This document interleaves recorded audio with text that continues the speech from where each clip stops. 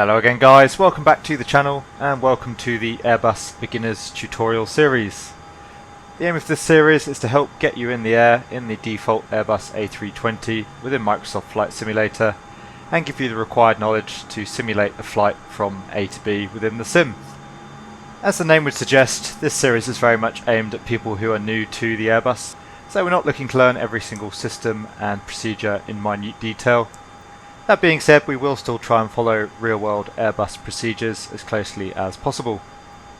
If you are looking for something a little bit more in-depth and a little bit more realistic, then please check out my other tutorial series on the channel, my Airbus Procedures tutorial series. Anyway, now let's head to the flight deck of the A320 and begin the lesson. So here we are sat in the commander's seat of the default A320. The first thing you'll probably notice is it's currently very dark in the aircraft. Obviously we need to provide the aircraft with some electrical power. So to do that we can come up to the overhead panel, find the elec panel, and here we can find the aircraft batteries. We'll turn the batteries on and you'll see that now a lot of the aircraft systems are powered. However, just like your car battery, if you leave it running with nothing charging it, then eventually the batteries on the aircraft will run flat. So the next thing we need to do is provide some external power with power provided from the ground crew outside the aircraft. To do that, again, we come back up to the elec panel. You can see the external power push button. We can see that we have external power available, and we'll turn that on. So the aircraft is now fully electrically powered and we can start the setup of the flight deck. We'll start with the overhead panel. Not many things that we need to do here for our abbreviated setup. We'll turn the strobe lights to auto, the nav lights on, and we'll turn the fuel pumps on. That's all we need to do on the overhead panel. Next we can come down to the forward panel.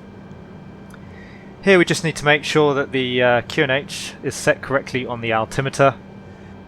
We can either do that by tuning in the ATIS, so East Midlands ATIS is 122.680. We can tune that on the radio and we'll get the QNH, or we can just tap the B key on our keyboard and that will set the correct QNH on all three altimeters on board the aircraft. We check that the landing gear lever is down.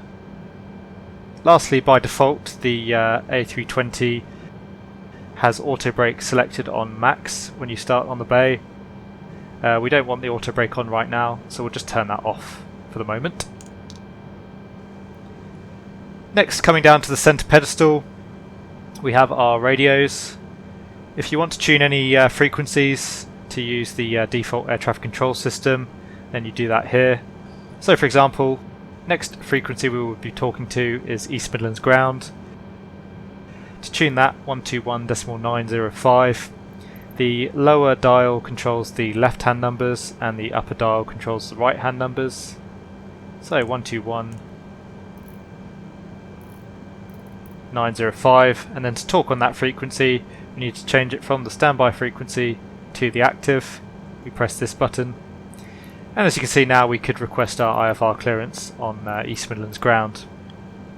However, it's probably worth mentioning that we won't be using the default air traffic control system today, as I find it still quite buggy at the moment. Continuing our setup, coming to the ECAM, basically the aircraft's systems computer, we can either select the fuel page or the engine page. Better off selecting the engine page for now, although it's not actually a requirement.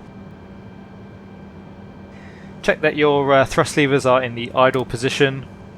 Check that the engine masters are off and that the engine start selector is in the normal position. We'll use these later for starting the engines.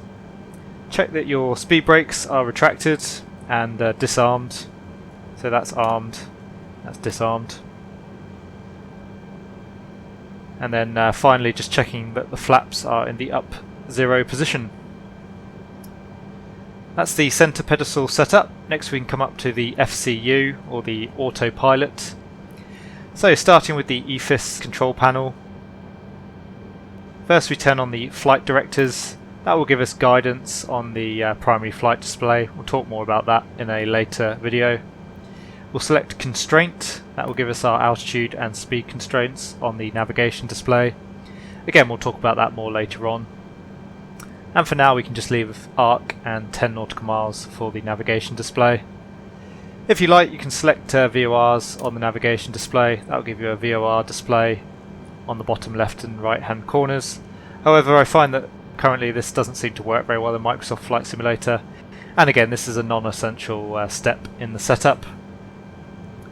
The autopilot setup, nice and easy. There's nothing that we actually need to do there, and as you can see our selections have been mirrored on the first officer side of the EFIS control panel. So that's actually all we need to do for the preliminary cockpit setup. Next we would come down to the MCDU and set that up for our departure. However, today we'll pause the video here. That'll be the end of part 1, and we'll come back in part 2 of the series for the MCDU setup. So I do hope you enjoyed the video, guys, and found it informative. If you did, please consider giving it a like and subscribing to the channel. That really helps the channel to grow, and I really appreciate the support. If you have any comments or questions for me, please leave them down in the comments section below, and I'll do my best to answer them. But for now, thanks very much, and I'll see you all again soon.